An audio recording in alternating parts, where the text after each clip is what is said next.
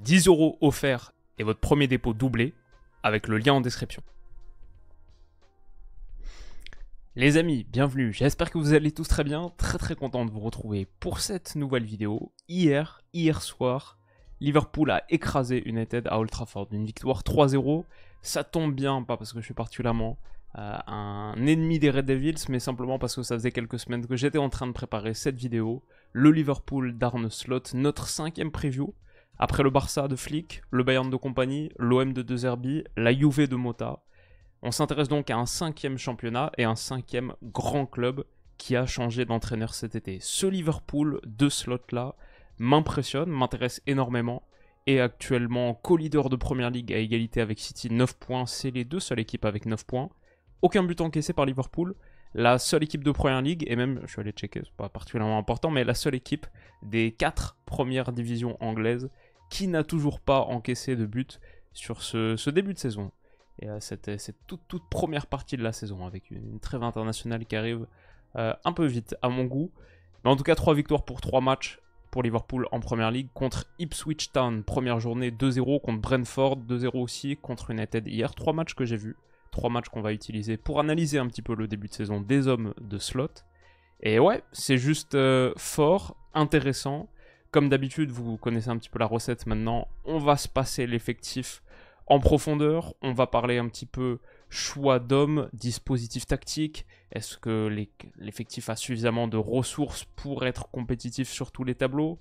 On va parler un petit peu de la masse salariale de Liverpool, de la situation contractuelle de cet effectif, où par exemple, les 3 salaires les plus élevés, Mo Salah, Van Dijk, Alexander-Arnold, les 3 sont en fin de contrat l'été prochain. C'est une situation qui est quand même assez spéciale et très intéressante.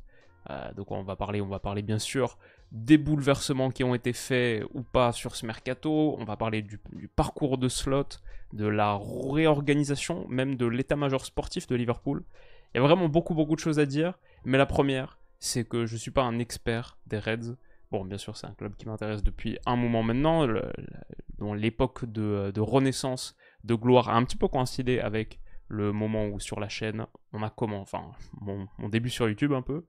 Le Liverpool qui remporte la Champions 2019 par exemple, c'est je pense la 2e finale de LDC qu'on a couvert. Mais sur la première réelle Liverpool, bon, ils y étaient. Ils en ont fait quelques-unes derrière. Évidemment, c'est un club important et qui m'intéresse chaque saison, mais peut-être cette saison encore plus que jamais. Donc, on est parti avec beaucoup de modestie et d'humilité. Je prétends pas détenir toutes les informations, tous les tenants et aboutissants, mais j'ai fait de mon mieux avec le max de recherche. Donc j'espère que ça vous plaira. Première chose, comme toujours, on commence par un petit état des lieux. Et la chose à dire, c'est que la saison 2023-2024, elle a été assez mouvementée. Elle l'était dès le début du mercato, où dans le sens des départs, mine de rien, un petit peu dernier moment, en août, on a eu les arrivées, l'intérêt saoudien pour le capitaine Jordan Henderson qui est parti à Al Ettifaq à 33 ans, et aussi à la toute fin Fabinho, 50 millions quasiment, c'était un peu difficile à refuser pour Liverpool, mais si on ajoute ça au départ de par exemple Milner qui est parti à Brighton libre, même un Naby Keita même s'il joue assez peu, je peux presque dire Alex Oxlade-Chamberlain, mais en gros il y avait un petit vide au niveau des milieux de terrain qui était déjà une question récurrente, qui a été partiellement adressé sur le mercato dernier par Liverpool en prenant très vite Szoboszlai et McAllister, et un peu plus tard, plus vers la fin août, voire dernier jour pour Gravenberch, mais Endo et Gravenberch. Donc 4 milieux de terrain sur le papier recrutés. Ça a été une saison pour le temps assez spéciale, marquée le 26 janvier par la décision de Jürgen Klopp de quitter Liverpool. Ça a été un énorme moment. Après 9 années passées sur le banc des Reds, il s'en va, la légende de la Première Ligue du football moderne, l'entraîneur le plus influent de ce club au XXIe siècle, sans l'ombre d'un doute. Et la suite, il y a eu un petit peu de frustration parce que, bien sûr, ils remportent la League Cup, mais ils étaient encore engagés sur les 4 tableaux, l'Europa League. Ils se prennent une gifle à la maison à Anfield contre l'Atalanta 3-0 et sont éliminés donc seulement en quart de finale. Quelques semaines plus tôt, ils avaient été éliminés par United en quart de FA Cup au bout d'un match à rebondissement, 4-3 après prolongation. Et le match qui suit le match contre l'Atalanta, ils s'inclinent contre Crystal Palace après avoir fait nul de partout à Old Trafford en Première Ligue. Il y a une époque où, malheureusement pour eux, Liverpool était leader de PL après 30 journées. On est le 5 avril. 5 avril 2024. Liverpool avait 2 points de plus qu'Arsenal, 3 points de plus que City et un goal average favorable. Donc désolé supporters de Liverpool, je ressasse un peu une douleur ici. Mais pour la dernière saison de Klopp, ils étaient pas loin d'aller chercher un deuxième titre de PL de l'ère Klopp. Et un en plus devant les supporters, après celui de 2020 qui était magnifique, une équipe extraordinaire, tellement forte. Mais bon, c'était pendant le Covid, ça avait été, la célébration avec les supporters avait été un petit peu plus difficile que ce que tu aurais pu imaginer à Anfield. C'était l'occasion de le faire. Ils se sont écroulés sur la fin avec, sur les 8 dernières journées de Première Ligue pour Liverpool, 3 victoires seulement. Ouais, ils ont laissé les Citizens prendre les devants et finissent finalement 3e donc de Première Ligue. Alors ça veut dire le retour en Champions, ce qui est plutôt bien, mais ça veut dire aussi, c'est vrai, un petit goût amer au moment de dire adieu à Jürgen Klopp, même si son légendaire sourire et rire et ses 9 années magnifiques, évidemment, on va retenir bien plus ça. Mais pour dire que 2023-2024, ça se finit un petit peu sur cette amertume. Alors, Slot est annoncé dans la foulée, le jour qui suit la clôture de la saison en Première Ligue. Arne Slot arrive. Et la première question à se poser, c'est pourquoi Arne Slot? Pourquoi le coach de 45 ans du Feyenoord? Pourquoi lui pour succéder à Jürgen Klopp? J'ai lu quantité d'articles sur The Athletic qui a vraiment super bien couvert le dossier. Donc j'ai beaucoup de choses à vous raconter. C'était super intéressant.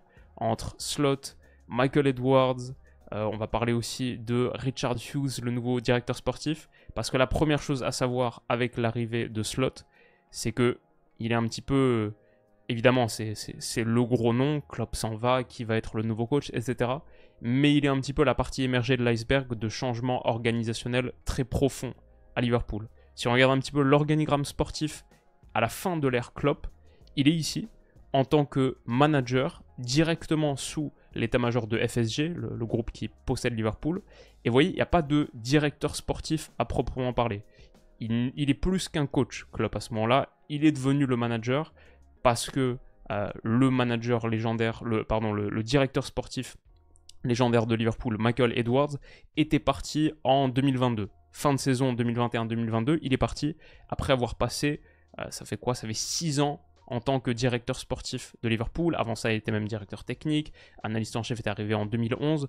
Ouais, Michael Edwards, c'est une figure très importante de Liverpool. Il a passé 11 années du côté d'Anfield. Et après ça, il y a eu un directeur sportif, un intérimaire vite fait, mais grosso modo, c'est Klopp qui avait les responsabilités de organiser le mercato, choisir les noms, etc. Donc ça, c'est l'organisation avant l'arrivée de Slot. Depuis que Slot est là, hop, ça a totalement changé. Slot n'est pas un manager, il est seulement, entre guillemets, un entraîneur, un head coach. Et les responsabilités de direction sportive, de gestion des mercatos, composition d'effectifs, ont été réattribués à Michael Edwards, qui disait pourtant à qui voulait l'entendre dans des conférences au MIT par exemple, la Sports Analytic Conference, qui avait lieu quelques semaines avant qu'il soit nommé sur son nouveau poste à Liverpool. Il disait qu'il ne voulait pas retrouver le foot de club, que son nouveau job au sein d'une entreprise lui convenait très bien, que c'était un rythme quand même très fort, celui d'être à Liverpool. Et il avait passé quasiment 10 années de sa vie, donc il allait pas revenir. Quelques semaines plus tard, ça a changé. Pourquoi ? Déjà parce qu'on lui a proposé un salaire apparemment quasiment à la hauteur de celui que touchait Klopp à Liverpool. Multi-million pounds, et apparemment ça parle d'un truc presque autour de 10 millions, un truc comme ça. Donc vraiment le executive star peut-être du football professionnel. C'est dur de trouver les chiffres exacts, il n'y a pas les chiffres exacts sur le salaire, mais il y a toute une conversation sur le fait que pour Edward et dans la négociation, le truc qu'il a mis en avant, c'est que pour lui, son rôle était quasiment aussi important que celui d'un entraîneur, celui qui s'assoit sur le banc. Parce que la gestion des mercatos, les profits opérationnels qui rapportent à Liverpool en identifiant les bons joueurs, etc. Enfin, c'est vrai, le recrutement, c'est une partie tellement importante du succès. Mais donc voilà, il est revenu parce que salaire très important, mais pas que. Aussi parce que son rôle a été encore augmenté par rapport à la dernière fois, Edwards.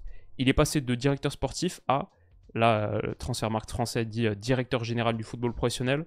Ça s'appelle au sein de l'organigramme de FSG CEO of Football, PDG du foot. Il est ici. C'est désormais lui qui est la première ligne sous l'état-major de FSG du groupe. Donc, le président du foot, ça veut dire non seulement qu'il a maintenant un directeur sportif sous lui, il est plus que le directeur sportif encore, il est le N+1 du directeur sportif, qui est son pote Richard Hughes, qui a été pris aussi dans la foulée, c'est lui. C'était avant le directeur sportif de Bournemouth pendant une dizaine d'années, si je dis pas de bêtises. Richard Hughes, il est ici, voilà, directeur technique de Bournemouth entre 2014 et 2024. Les deux se sont connus à Portsmouth. Donc tout ça pour dire, ça semble long, mais c'est juste pour dire, l'organigramme a été refait avec un Michael Edwards et une structure sportive beaucoup plus complète. Michael Edwards, par exemple, en tant que CEO of football, non seulement il est en tête des directeurs sportifs et directeurs techniques, donc tout ce qui est mercato, recrutement, mais aussi, par exemple, il a pour mandat, apparemment, pour FSG, de chercher un autre club à acheter. FSG à Liverpool, ils ont aussi, si je ne dis pas de bêtises, les Red Sox, Pittsburgh Penguins, etc., d'autres équipes dans d'autres sports, mais il a aussi pour mandat de trouver un deuxième club pour que Liverpool devienne multipropriété, le FSG devienne une structure multipropriétaire, etc.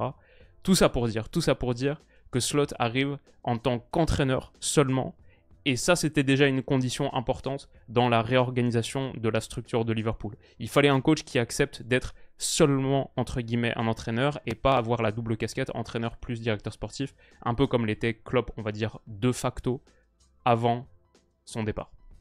Donc voilà, c'était un petit peu long, mais j'espère que c'était clair et intéressant, parce que ça nous permet de voir à quel point la structure de décision et la structure sportive de Liverpool a bougé. C'est pas juste Slot qui arrive sur cette fin de saison 2023-2024 et sur le début de l'actuel, c'est tout un organigramme qui bouge, et c'est Liverpool, je veux dire, qui devient un petit peu plus organisé et rationnel qu'il l'était depuis 2022, le moment où Michael Edwards est parti. Donc voilà, Slot est là maintenant, il a un rôle important, en tant qu'entraîneur bien sûr, mais un peu moins important que celui que Klopp avait juste avant. Pourquoi est-ce qu'il a été pris? Beaucoup de raisons, très très intéressant aussi dans ces articles de The Athletic, ils reviennent sur la nomination de Slot et tout le processus de décision qui a amené à ça, et tous les paramètres qui étaient, disons, choisis, souhaités pour trouver le successeur de Klopp, ce qui n'allait pas être une mince affaire. Plusieurs choses. La première, c'est qu'il fallait un entraîneur qui colle à l'identité offensive, dynamique, mais aussi très axé possession de Liverpool. Un coach qui avait montré à Rotterdam, au Feyenoord, qui joue un football intense, donc ça colle parfaitement avec ça. Qu'est-ce qu'il y avait aussi d'autre? Donc cette identité footballistique forte, une capacité à mobiliser la fanbase d'Anfield, l'esprit de la ville de Liverpool. Et en ce sens, il y avait aussi une connexion intéressante avec Rotterdam, qui est aussi une ville portuaire, fan de foot à mort. Évidemment, à Rotterdam, c'est des malades, ils sont tellement à fond. Il y a une connexion un petit peu avec Liverpool dans cette idée d'état d'esprit, d'un public chaud que tu peux mettre de ton côté. Et ça devient, de Cape comme Anfield, ouais, ça devient vraiment une arène extrêmement redoutable. Voilà. Il avait montré ça aussi à Rotterdam, d'ailleurs il est parti en bon terme, regardez c'est beau, ce petit faux walk-on avec la tête de Slot sur un de ses derniers matchs à Rotterdam. Voilà, ça aussi c'est quelque chose qu'il a dans son arsenal. Apparemment il était sur la shortlist de Tottenham, aussi Slot, quand Tottenham a changé d'entraîneur après finalement Postecoglou, mais il y avait déjà des liens avec la Première Ligue à ce moment-là. Évidemment le fait qu'il soit néerlandais, comme tous les néerlandais quasiment parlent super bien anglais, ça va pas être un mauvais facteur. Il y avait aussi, et parmi tous ces paramètres, en gros, ils en parlent dans l'article, c'est un modèle qui a été mis en place par, vous savez, la structure de Liverpool, elle est bien axée data, ça c'est le cas depuis un moment, même quand ils avaient pris Klopp à l'époque, et ils ont de manière assez notoire, ils ont un Head of Research. À l'époque, c'était Ian Graham, maintenant c'est William Spearman, directeur de la recherche. Et William Spearman, comme Ian Graham d'ailleurs, à la base, si je me souviens bien, en tout cas pour Spearman c'est sûr, c'est des diplômés, ils ont un PhD de Harvard en physique des particules. Voilà, on est sur LinkedIn maintenant, c'est ça Liverpool, c'est ça le LFC. Un gars qui a travaillé sur le boson de Higgs et qui ensuite a travaillé à Hudl, donc genre Y-Scout, etc. Et est devenu, après avoir été data scientist à Liverpool 5 ans, est devenu le directeur de la recherche de Liverpool en janvier 2023. C'est lui donc qui a construit le modèle pour trouver l'entraîneur parfait en mettant plein de paramètres dans l'équation. Il y a toutes celles qu'on a mentionnées. Il y a par exemple les systèmes employés par les différents entraîneurs. Est-ce que ça allait matcher avec l'identité de Liverpool? Par exemple, vous savez que notoirement Liverpool était sur Xabi Alonso, Ruben Amorim, deux entraîneurs qui manient plutôt la défense à 3. Liverpool sous Klopp, c'est de la défense à 4 sur le papier en tout cas. C'est aussi le cas de Slot. Le 4-3-3, et vous voyez que ça bouge pas trop entre ce que fait Klopp et ce que fait Slot actuellement sur ce début de saison, tactiquement en tout cas. Bon, c'est aussi parce qu'il y avait cette connivence au niveau des systèmes. Ça, c'est un autre truc. Je sais pas, par exemple, parmi les paramètres de Spearman, il y avait la capacité à faire progresser des très jeunes joueurs. Ce qui est un truc important pour Liverpool, qui a tendance à recruter assez jeune, qui a aussi un centre de formation où ça pousse fort. Bon, bah par exemple, il y a plein de petits jeunes intéressants qui arrivent. Et bah, par exemple, le Feyenoord, quand ils ont été champions sous Slot en 2022-2023, il avait la 4e équipe la plus jeune d'Eredivisie, 23,5 ans. Ils ont été champions avec 23 ans et demi de moyenne d'âge, cet effectif-là. Donc voilà, ça aussi c'était un très très bon point. Et un entraîneur qui sait limiter les blessures apparemment. C'était aussi quelque chose à considérer dans le modèle. Slot, en gros, mais était tout en haut sur ce classement de la data. Après, je vais pas vous mentir, dans ce genre d'article, il y a toujours un petit peu quelles sont les informations que Liverpool a bien voulu laisser fuiter aux journalistes. Tu sens qu'il y a aussi un petit peu de communication sur le fait de dire ouais, Slot c'était notre premier choix dès le début, alors que, en tout cas, quand on suivait les infos, les rumeurs, je pense que si Xabi Alonso n'avait pas dit qu'il continuait à Leverkusen, bon, peut-être c'est plutôt Xabi Alonso sur le banc des Reds à l'heure où on se parle. Mais tout ça pour dire, ouais, ils avaient dès le départ cette idée de faire le choix rationnel, data, orienté data, comme ils l'ont fait sur énormément de leur recrutement. Donc ça, c'est important. Edwards, Hughes, le directeur de la recherche, William Spearman, et la nomination de Slot, tout ça sont des pièces d'un même puzzle et d'un Liverpool qui change un peu de visage. Ou qui revient peut-être à ses bases très orientées data et data analytics. On a parlé de la défense à 4, un entraîneur qui sait limiter les blessures, tout ça. Voilà, Slot était clairement dans la conversation. À la fin, il a été choisi contre un chèque de 10 millions d'euros, libéré par donc le Feyenoord, qui n'était pas très content au départ que Liverpool soit sur lui. C'est le montant le plus cher versé à un entraîneur néerlandais, et il devient donc le nouvel entraîneur des Reds. Ça, c'était il y a quelques mois, à 45 ans, comme Edwards et comme Hughes d'ailleurs, il s'assoit sur le banc de Liverpool et s'apprête à vivre le grand défi de sa carrière. Ça, c'était le grand changement, je pense que c'était important à mentionner. Niveau mercato, ça n'a pas tant bougé que ça. Avant qu'on parle un petit peu système de jeu et éléments, niveau mercato, ça n'a pas tant bougé que ça. Sur les départs cet été, on a eu Matip en fin de contrat, Thiago Alcantara qui a pris sa retraite, mais ce n'était pas des joueurs majeurs. Et le prêt de pas mal de petits jeunes, Calvin Ramsey, Ben Doak, Stefan Bajcetic. Et sinon, 2 ventes, Fabio Carvalho pour 25 millions d'euros, les deux à Brentford d'ailleurs, Fabio Carvalho et Sepp Vandenberg. Les deux pour, j'imagine, ça doit être 20 millions de livres à peu près, vendus à Brentford. Mais sinon, ça n'a pas tant bougé que ça. Et dans le sens des arrivées aussi, Mamardashvili, ok, mais reprêté tout de suite à Valence, donc il arrivera l'été prochain. Chiesa, l'opportunité de fin de mercato, ça c'est le gros truc. Sinon, c'est tout. Vitesla Viaros, qui je pense est passé de la réserve à l'équipe professionnelle pour devenir 3e gardien. Voilà, ça c'est le mercato estival de Liverpool. Pas très agité. Est-ce que c'est suffisant pour tenir toute la saison?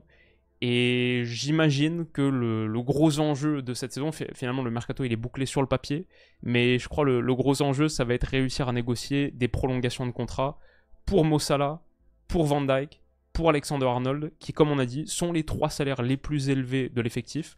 Normal, Salah le meilleur joueur, Van Dijk le capitaine, Alexander-Arnold un des meilleurs joueurs, jeune, anglais, en tout cas encore relativement jeune, anglais, high profile. Voilà, les 3 sont les plus élevés, les 3 fin de contrat 2025. Salah a dit à la suite du match contre United, ce sera ma dernière année au club. Je ne sais pas si c'est moyen de mettre la pression un petit peu sur Liverpool pour une revalorisation encore, pour une extension sur un certain nombre d'années. Est-ce qu'il va finir par rejoindre l'Arabie Saoudite, mais dans un an maintenant? Je ne sais pas, mais en tout cas, ça c'est la situation. Ça c'est le truc qui chauffe un petit peu pour Liverpool. Aussi, on va dire, ça manque peut-être un petit peu de profondeur d'effectif. On va commencer à analyser ça. Et là, je vous ai mis direct déjà tous les joueurs. Comme vous savez, on fait ligne par ligne. Mais l'effectif de Liverpool, on le connaît assez bien. Le 11 surtout, il est très très clair. Sur ce début de saison, ça a été 3 fois le même 11, à part je pense Konaté qui a remplacé Kwanza sur la deuxième mi-temps de Ipswich et qui est resté dans le 11 derrière. Mais ouais, Alisson dans les buts, Robertson, Van Dijk, Konaté, Alexander-Arnold, McAllister, Gravenberch, Szoboszlai, pas mal de choses à dire sur ce milieu de terrain, notamment pour Ryan Gravenberch. Et le trio offensif, Luis Diaz, Mo Salah, les deux qui font un début de saison canon, et Jota aussi, très très bon en pointe. Voilà à quoi ressemble le 11 de Liverpool sous Slot pour l'instant. Niveau gardien, ce qu'on peut dire, c'est Alisson avec Mamardashvili qui arrive saison prochaine. Est-ce que c'est sa dernière? Je sais pas, parce qu'il est sous contrat jusqu'en 2027, et moi je pensais qu'en gros, il va faire 1 an de plus et après être vendu en Arabie Saoudite. Mais il a donné une interview récemment où il a dit non, mon plan c'est d'honorer mon contrat ici jusqu'à la fin, donc au moins 3 saisons de plus, même d'aller chercher une prolongation si je peux. Ma famille est très heureuse à Liverpool, donc je pense que Liverpool va avoir une situation intéressante la saison prochaine avec l'arrivée de Mamardashvili, parce que Alisson est encore à un très haut niveau, super gardien et qui est heureux apparemment au club. Donc ça c'est la situation du niveau des gardiens. En défense centrale, Van Dijk, le capitaine, pas grand chose à dire, il a fêté ses 33 ans cet été, c'est peut-être pas un Van Dijk prime comme 2018-2019, mais c'est un bon défenseur, t'es content de l'avoir. Et avec un bloc devant lui qui est mieux organisé, je pense, qui presse mieux, qui va peut-être le laisser un petit peu moins en 1 contre 1 dans les grands espaces ou dans des situations un petit peu périlleuses à défendre à la médiane, je pense qu'on va voir un très très bon Van Dijk cette saison. D'ailleurs, le Liverpool qui a un néerlandais phare par ligne, sous Slot, Van Dijk, Gravenberch, Cody Gakpo, ça fait un trio très intéressant et notamment deux gars là dont la progression pourrait être un thème captivant de 2024-2025. Mais voilà pour Van Dijk. À ses côtés, Konaté donc. Konaté qui n'était pas le titulaire à la base, c'était Kwanza, mais Kwanza est sorti à la mi-temps contre Ipswich. Liverpool était à 0-0, ça se passait pas très bien et Kwanza on l'a pas revu depuis. Il n'a pas joué une seule minute depuis. Konaté a pris la relève. Le problème que j'ai avec Konaté, c'est les blessures. Saison dernière, en 2023-2024, Konaté, malheureusement, il avait joué que 22 matchs sur 34 possibles, 1574 minutes ici, parce que beaucoup de blessures, 2 dans la saison, et c'était pareil en 2022-2023. Si on regarde finalement Konaté sur les 2 dernières saisons, il a raté au total, ça fait quoi, 8 plus 5, 13, 23 matchs sur 2 dernières saisons. Et depuis le début de sa carrière, à Leipzig aussi, il y avait eu des grosses périodes d'absence. Donc c'est un peu le truc avec Konaté. Est-ce qu'il peut vraiment faire toute la saison? Et derrière, c'est Kwanza et Joe Gomez qui sont plutôt des bonnes options en tant que numéro 3, numéro 4. Mais Gomez peut bien dépanner. Kwanza est encore jeune, je pense qu'il a encore des choses à apprendre. Sur la défense des grands espaces, c'est pas la même qualité que peut apporter Konaté. Mais ouais, Liverpool est peut-être un petit peu léger sur son axe central, au moins sur la profondeur. Je dirais pareil sur les côtés, où on a des choses très très intéressantes, parce que Robertson, Alexander-Arnold sont des noms phares de notre football depuis des années maintenant, bien sûr. Et Alexander-Arnold, je le trouve en très très grande forme. Dans une position intéressante, parfois aux côtés de la ligne de 4, classique, parfois sur la phase de construction, on voit Van Dijk ici, avec Konaté et Robertson à ses côtés, Gravenberch là, Szoboszlai qui a décroché un petit peu, McAllister. Regardez Alexander-Arnold là dans le demi-espace droit. Dans l'idée de combiner avec Mo Salah, c'est généralement quelque chose qu'on voit, mais je pense qu'il n'y a pas encore une idée parfaitement déterminée de la manière dont Slot veut l'utiliser sur les phases de possession. Il a une certaine liberté. Donc voilà, il est là. Après le truc c'est que il a une qualité de pied, parfois quand il est comme ça dans ce rôle de quarterback, quand il décoche ses flèches, et trouve dans la profondeur Mo Salah, c'est tellement fort. Le problème, c'est que, je dirais, Alexander-Arnold, en tant que latéral défenseur, c'est sur ce qu'il fait avec ballon, c'est un joueur top 1% pour son rang. Sur ce qu'il fait sans ballon, il est sans doute même pas dans la première moitié des défenseurs latéraux. C'est à la fois un joueur totalement élite sur certaines choses et en dessous de la moyenne sur d'autres. Défensivement, 1 minute après avoir sorti une passe magnifique, je vois des moments comme ça où Slot dit pourtant il faut bien veiller à fermer le couloir droit et il se fait battre par une passe assez simple qui renverse totalement Liverpool et les met en difficulté. Aussi contre United, début de match, il perd 2 duels coup sur coup et au bout de 2 minutes, United gagne un corner. Ça aurait pu un petit peu mal tourner là sur le contact avec Rashford. Voilà, on sait qu'Alexander-Arnold, défensivement, c'est pas une force. Par contre, sa qualité de pied, tu peux pas t'en passer dans ton 11 parce qu'il est tellement, tellement bon à la distribution. Et ouais, ça c'est Alexander-Arnold. Robertson, c'est plus homogène, mais avec encore une très bonne qualité de projection. Je pense Robertson, il peut durer encore quelques années facile. On l'a vu sur des séquences où en un contrôle, une passe, il donne beaucoup de dynamisme. Et la capacité qu'a Liverpool, je pense, à être extrêmement tranchant, vertical, un truc qu'on continue à voir cette saison. C'est en bonne partie imputable, en tout cas sur ce qui se passe sur le côté gauche. Le mérite lui revient quand ça bascule d'un côté à l'autre comme ça et qu'il peut combiner avec Luis Diaz. C'est très très dangereux. Donc Robertson, j'aime bien. Moi, ma question, c'est quand l'un des deux doit sortir ou les deux, derrière, c'est un peu plus chaud. Là, on voit Alexander-Arnold, il a été sorti contre Brentford à 20 minutes de la fin. Remplacé donc par Connor Bradley, qui est, ouais, sur le papier, c'était pas mal, je me souviens l'année dernière, quand on l'a vu émerger, c'était sympa. Mais que ce soit Bradley ou Tsimikas, voilà, on est loin de la qualité établie de Alexander-Arnold et Robertson. Gomez peut dépanner aussi à droite, mais il y a une vraie, quand même, légèreté, je trouve, de l'effectif dans cette zone. Et je dirais un petit peu la même chose au milieu de terrain, où McAllister, Gravenberch, Szoboszlai, je pense que les trois ont joué quasiment toutes les minutes sur ce début de saison.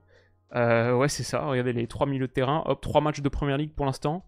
270 minutes pour McAllister, 270 pour Szoboszlai, 269, il a été remplacé 1 minute pour Gravenberch. Voilà, le 7 entrejeux, les trois ensemble, ont joué 99,9% du temps de jeu disponible. Parce que derrière eux, c'est un peu plus compliqué. Ouais, il y a Curtis Jones, ouais, il y a Endo, ouais, il y a Harvey Elliott dans un rôle un petit peu plus avancé, qui peut dépanner Szoboszlai en tant que milieu offensif central, aussi un petit peu sur l'aile gauche. Elliott va avoir pas mal de minutes, je pense. Et déjà, Elliott, la saison dernière, par sa polyvalence, bon, son simple talent aussi, mais Harvey Elliott, saison dernière, où est-ce qu'il est ici? 34 matchs joués, 11 titularisations seulement, 1350 minutes seulement, entre guillemets, mais à 21 ans, je crois, il a Harvey Elliott, 34 match de Première Ligue joué, c'était le 5e joueur qui en avait le plus de tout l'effectif. Je pense que ça va continuer à être le cas cette saison si Slot accroche bien. Pour l'instant, on l'a peu vu, voire pas vu. Mais si Slot accroche bien, il va avoir plus de possibilités là. Ce qui m'intéresse, c'est McAllister, Gravenberch, Szoboszlai. Pour l'instant, ce trio, Gravenberch, vraiment, parce que ce qu'il est en train de faire sur ce début de saison, quand on compare à la saison dernière, ou en 2023-2024, où est-ce qu'il est, Gravenberch? Ici, 12 titularisations en Première Ligue sur 38 possibles, à peine 1000 minutes jouées, 1120 minutes. Bah, cette saison, comme on a dit, il est le 5e joueur le plus utilisé de l'effectif et a joué toutes les minutes, sauf une.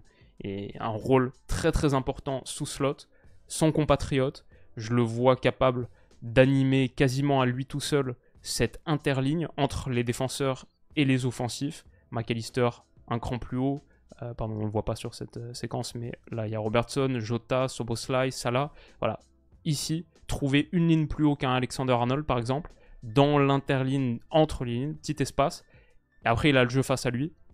Et dans cette position, il est devenu très très pertinent. J'ai vu aussi sur du jeu par exemple, on voit Van Dijk là, c'était contre United, son contrôle orienté en une touche pour battre son vis-à-vis, Mainoo, et aller accélérer derrière, il débloque vraiment des espaces, il est en très très grande forme. Franchement, il a rattaqué en très très grande forme Gravenberch. Sur le papier, c'est un tel talent.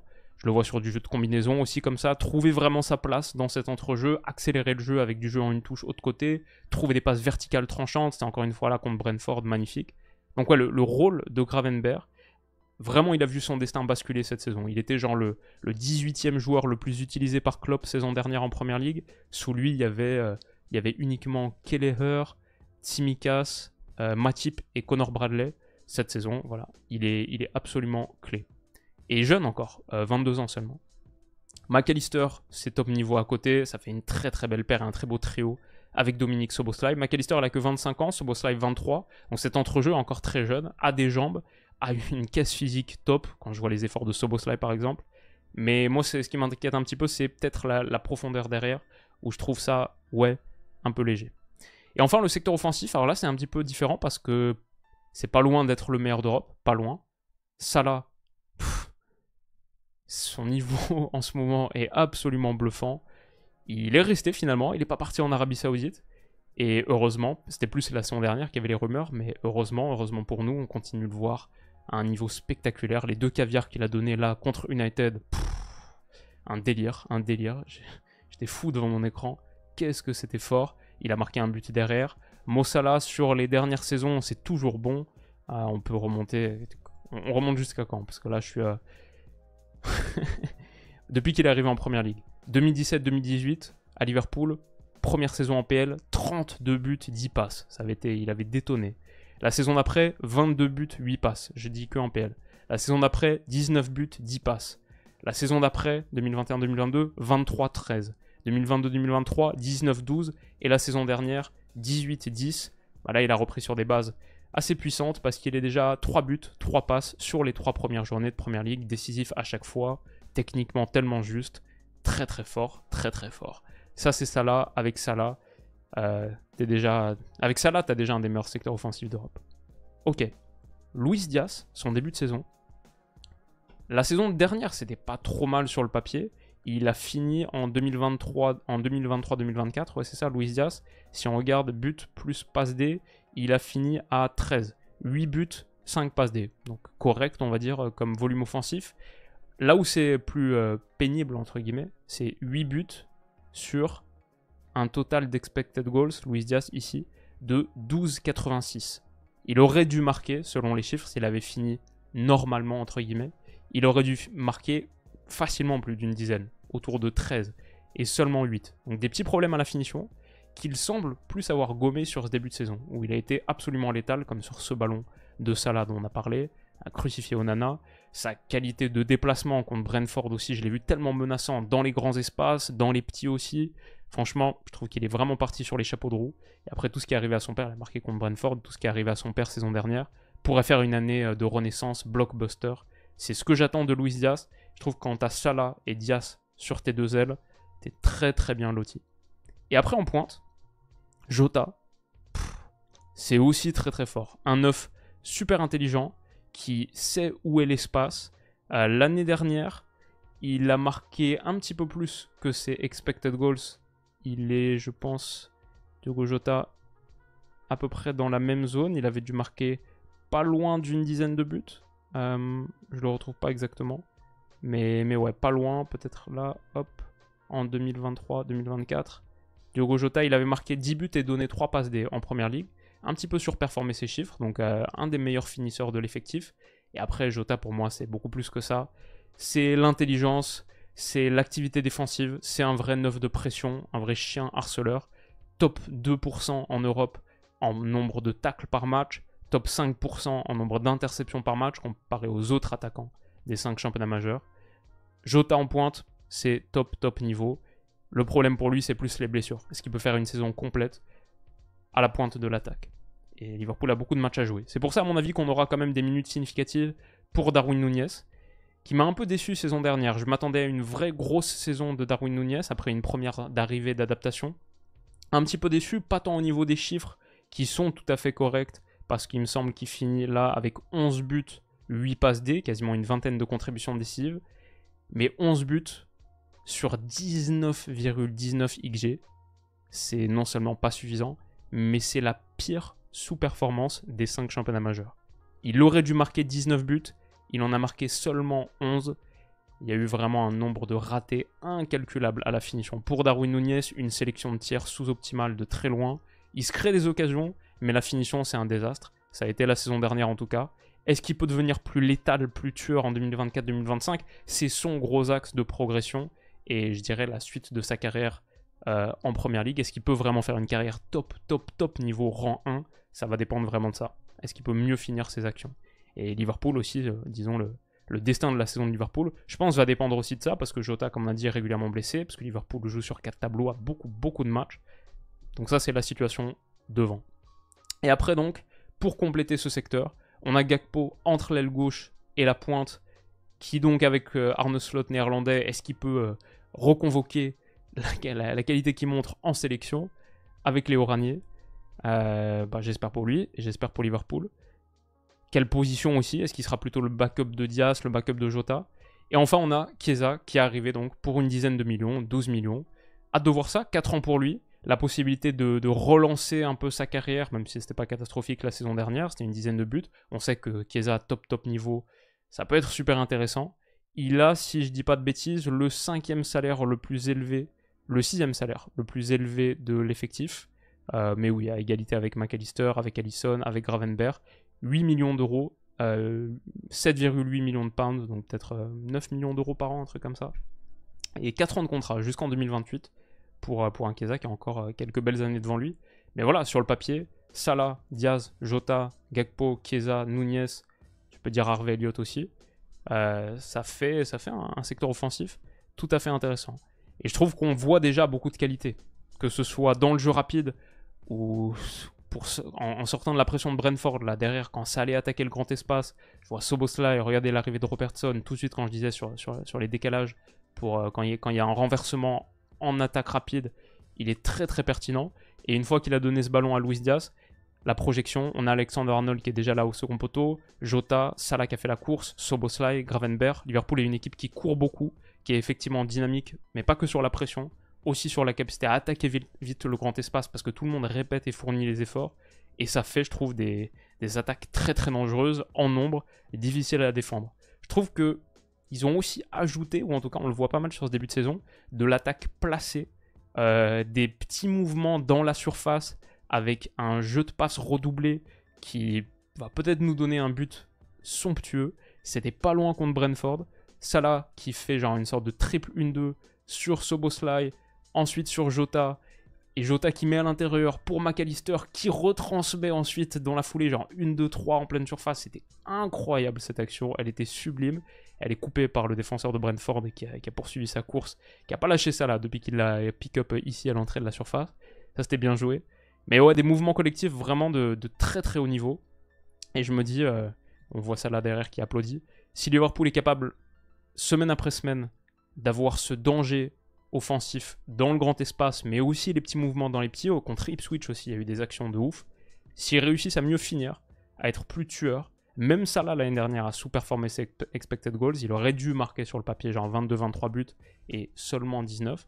Il y a un petit déficit à la finition. Peut-être ça vient avec cet énorme volume d'occasions, mais je pense que c'est quelque chose sur lequel Liverpool doit travailler parce que c'est une grosse saison. Ok, de transition sur le papier, mais vu le départ, vu la qualité qu'ils ont, pour moi, ils doivent aller challenger pour le titre, au moins se battre, au moins être dans la conversation sur les 10 derniers matchs de la saison. Ça doit être un objectif, ne serait-ce que quand t'es Liverpool, quand c'est peut-être la dernière saison de Salah, qui est à ce niveau-là. Leur tirage en Champions, pour moi, c'est presque le pire. Real, Leverkusen, Leipzig, Milan. Sur le top 4, les 2 équipes de chapeau 1, 2 équipes de chapeau 2, il y en a où c'est un peu plus compliqué, genre Paris, qui a vraiment 4 mastodontes actuels. Mais les autres équipes, quand les 2 équipes de chapeau 4 que tu prends, c'est Bologne, Girona, même le PSV Eindhoven et LOSC en chapeau 3, franchement, c'est une Champions pas facile pour Liverpool. Et je suis allé checker leur calendrier des prochaines semaines. Les prochaines semaines, ça va. Mais entre mi-octobre et début décembre, ils ont 1 mois et demi. Ils ont 10 matchs. Ils jouent Chelsea, Leipzig, Arsenal, Brighton, ce super Brighton là, Leverkusen, Aston Villa. Ils ont un tout petit peu de répit contre Southampton. Et ensuite, Real Madrid, City, Newcastle. Cet enchaînement, il va falloir être très très costaud, avec des moments où ça joue tous les 3 jours, genre l'enchaînement en une semaine, Chelsea, Leipzig, Arsenal, ça fait un peu flipper.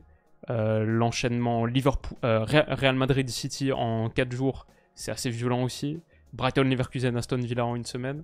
Enfin ouais, c'est costaud. Hein. Franchement, c'est cette nouvelle Champions aussi qui nous donne ce type de calendrier. Mais là, c'est le moment où on va voir ce que ce Liverpool de slot a dans le ventre. Pour moi, ils peuvent gagner la Première Ligue. Bien sûr, face à City, face à Arsenal, ça va toujours être compliqué. Mais l'année dernière, ça l'était aussi. Et ils n'étaient pas si loin que ça. Ils peuvent le faire. Je ne dis pas qu'ils vont le faire, mais ils peuvent le faire, même sur une année de transition de slot. Parce que je trouve qu'ils ont le talent. Ils ont les bases. Slot n'a pas tout révolutionné. Ça ressemble à bien des égards à ce qu'on connaissait. Mais peut-être un peu mieux. Peut-être un peu plus solide défensivement. Parce qu'un petit peu plus énergique à la pression. Donc je pense qu'ils peuvent. Et ils se doivent de challenger.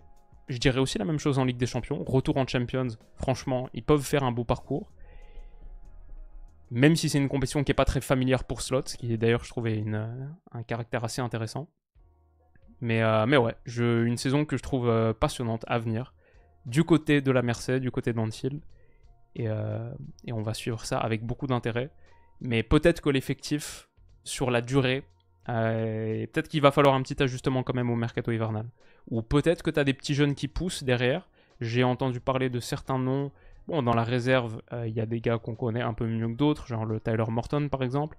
Mais j'ai entendu parler de James McConnell au milieu de terrain, qui pourrait peut-être, comme les Harvey Elliott, Connor Bradley, Curtis Jones, etc. au fur et à mesure des années.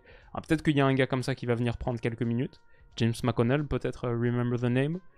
Même continuer à développer Kwanzaa, Bradley, etc. Il y a un Bobby Clark, un Jaden Dance, un Louis Kumas aussi, des noms dont j'entends parler de temps en temps. Slot a aussi cet objectif de continuer à développer le jeune talent qu'il y a à Liverpool et qu'il y a de manière importante. Liverpool développe régulièrement, saison après saison, des jeunes talents très excitants. Et voilà, ça aussi c'est son mandat. Saison passionnante à venir du côté de Liverpool. J'ai essayé de couvrir ça avec le plus de détails possible. Il manque beaucoup de choses, beaucoup d'informations. N'hésitez pas à compléter dans les commentaires si vous êtes fan des Reds, que vous avez des détails croustillants. Et nous, on va continuer à compléter ça juste en les regardant cette saison. Prenez soin de vous les potes, passez une excellente semaine qui démarre. Et on se dit à bientôt. Bisous.